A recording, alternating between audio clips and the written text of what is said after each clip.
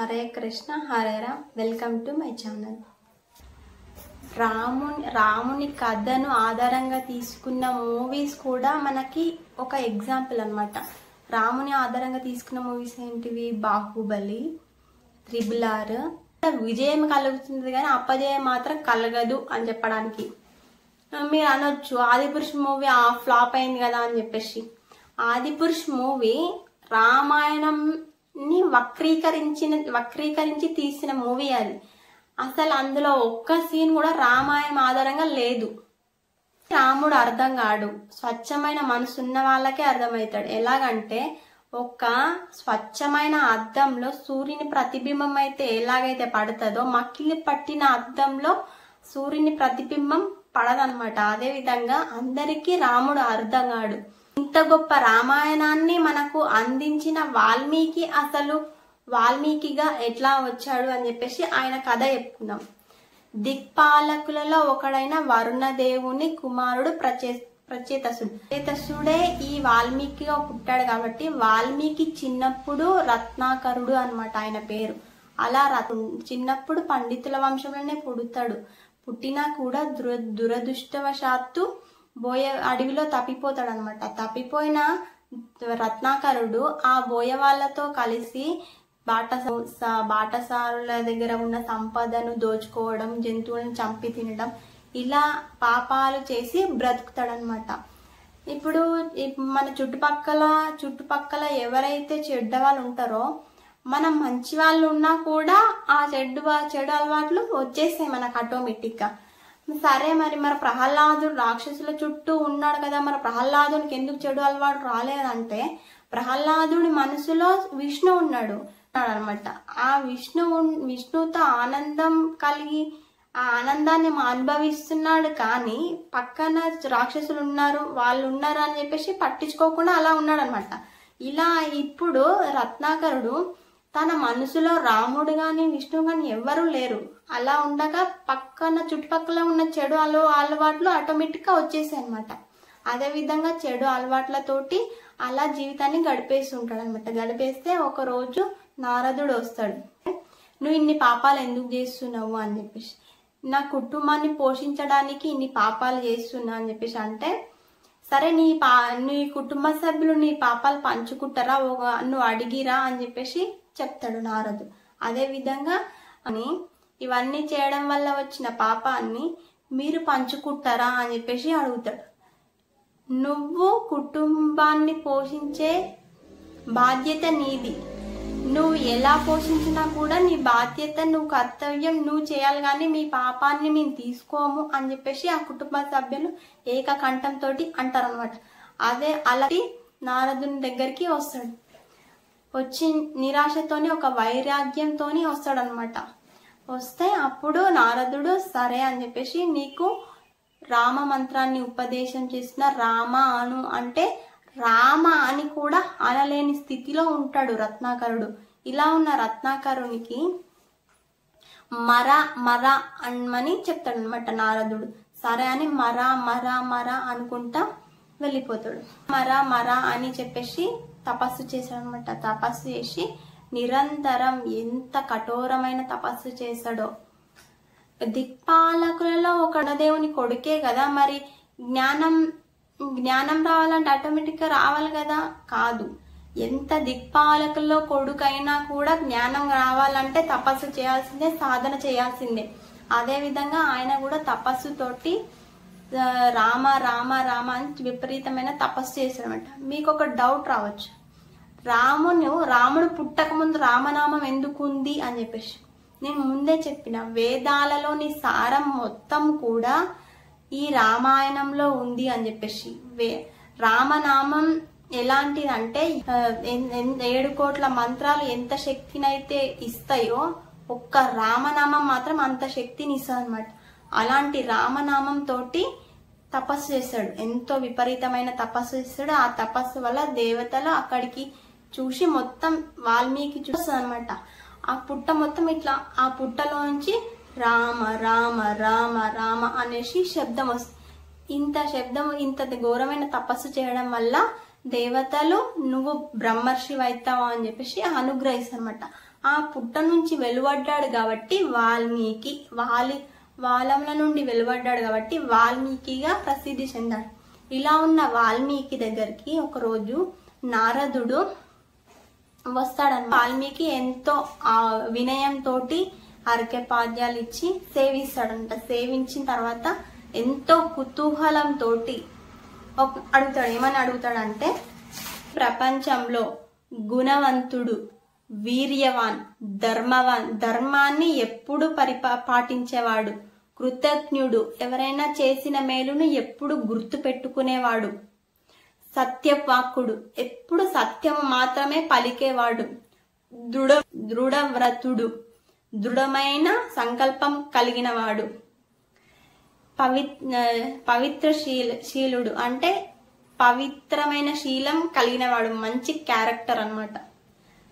సర్వభూతాలలో కూడా హితం కోరేవాడు, అన్ని ప్రాణులలో కూడా వాటి మంచి కోరుకునేవాడు, విద్వాన్, వేదాలను అన్నిటిని అవపోసన పట్టిన తెలివైన వాడు, సమర్థుడు, ఏదైనా చేయగలిగేవాడు, ప్రియదర్శనుడు, ఆయనను చూడగానే ఒక ఆనందం కలుగుతుంది అనమాట. ఇప్పుడు రాముడు కానీ మనము చూడలేం, కానీ రామాయణంలో రాముని రూపం గురించి ఉంటది, కానీ ఆ రూపాన్ని ధ్యానించినా కూడా అంత అద్భుతమైన రూపం అన్నమాట. ఆ రూపం ఆయన రూపం చూడగానే ఒక ఆనందం కలుగుతుంది అనమాట. ప్రియదర్శనుడు, ఒక మనిషికి హాయి కలుగుతుంది.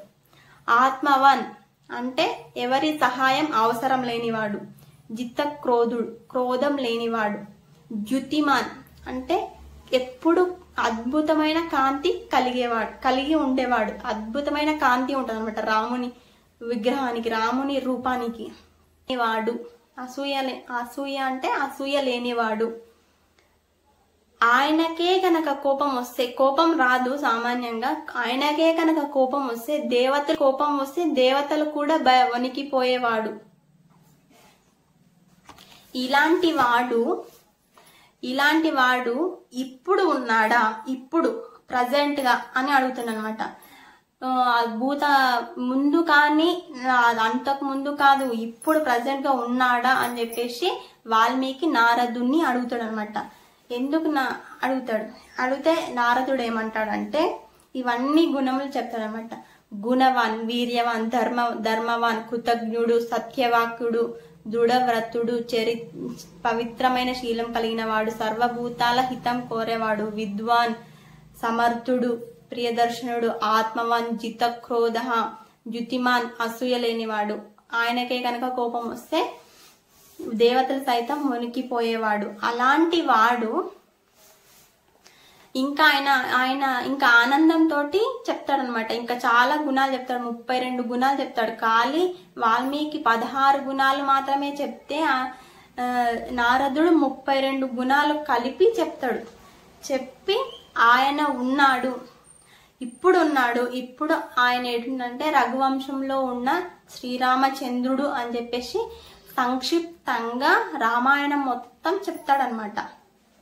ఇప్పుడు మనం ఒక్కసారి ఆదర్శ పురుషుని గురించి తెలుసుకున్నాం. ఇప్పుడు పురుషోత్తముడు ఎలా అవుతాడు రాముడు అని మీరు అడగొచ్చు.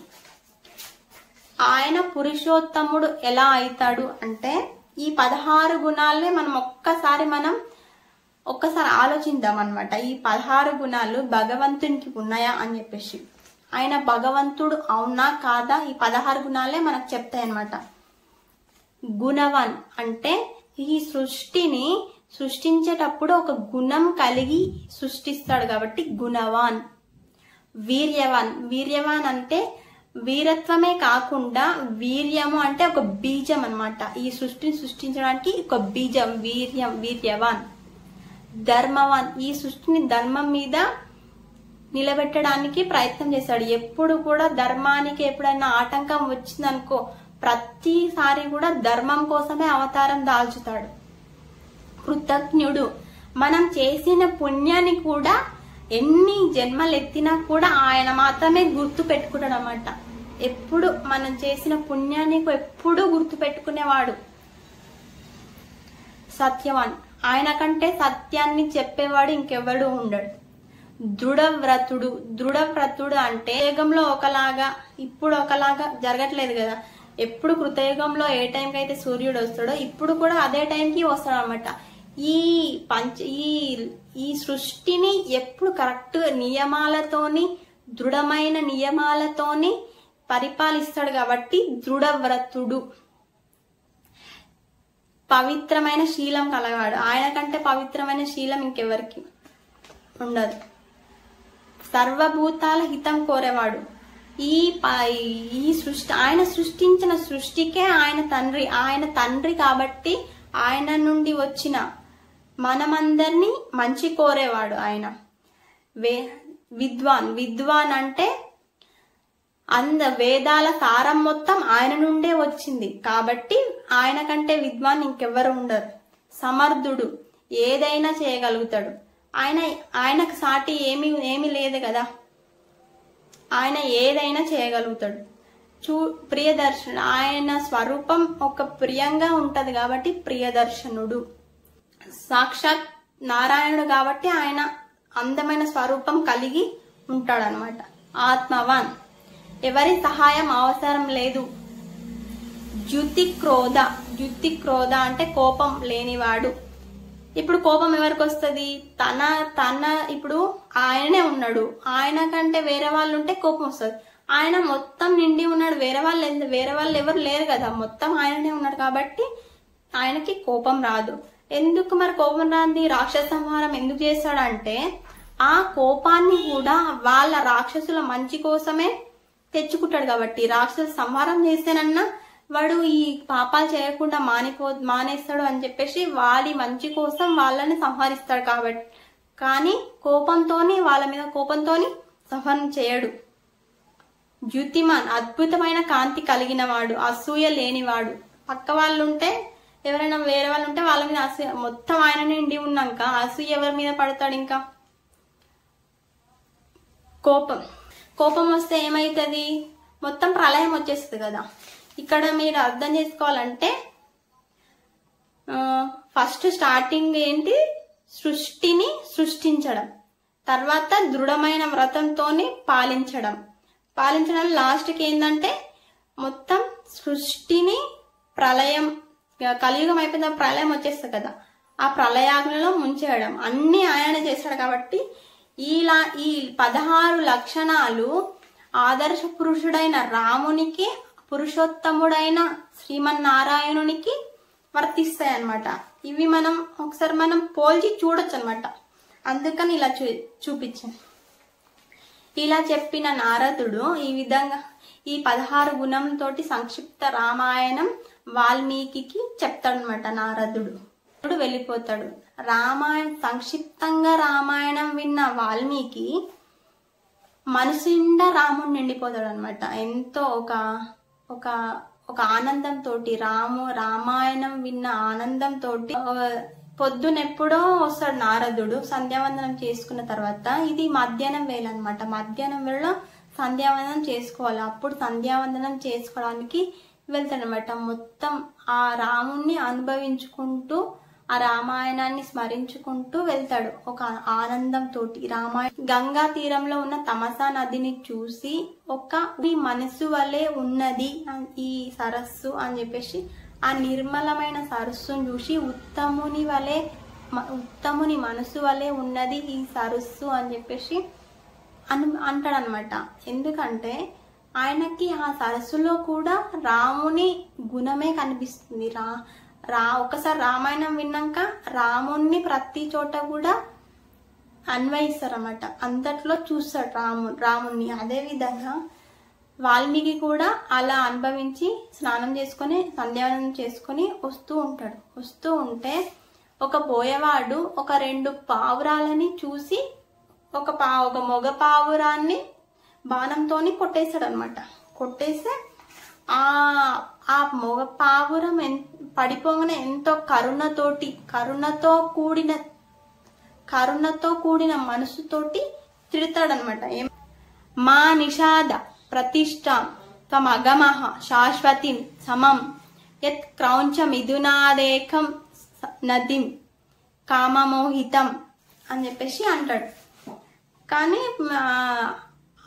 ఆయన స్పృహ లేకుండానే అంత అద్భుతమైన శ్లోకం వచ్చేస్తుంది అనమాట ఆయన నోటి నుండి.